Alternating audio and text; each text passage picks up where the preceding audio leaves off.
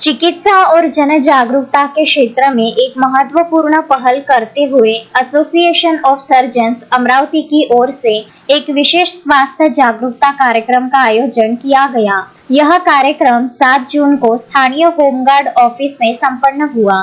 इस कार्यक्रम का मुख्य उद्देश्य आम नागरिकों और सुरक्षा कर्मियों को आपातकालीन परिस्थितियों में जीवन रक्षा के गुर सिखाना था।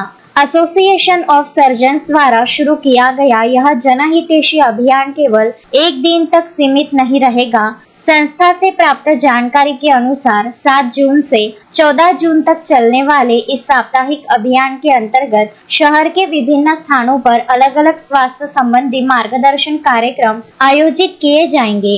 इन आगामी सत्रों में स्वास्थ्य से जुड़े विविध विषयों पर विशेषज्ञों द्वारा आवश्यक परामर्श और जानकारी साझा की जाएगी। इस समाचार के साथ होमगार्ड ऑफिस में आयोजित कार्यक्रम के दौरान ली गई मुख्य तस्वीरों को भी विशेष रूप से प्रस्तुत किया गया है। समाचार संकलन अशोक भाई जोशी।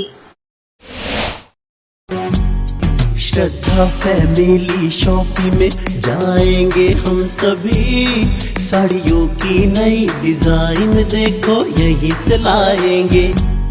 श्रद्धा फैमिली शॉपिंग में जाएंगे हम सभी, लेडीज जेंट्स बच्चों की हर फैशन लाएंगे सभी।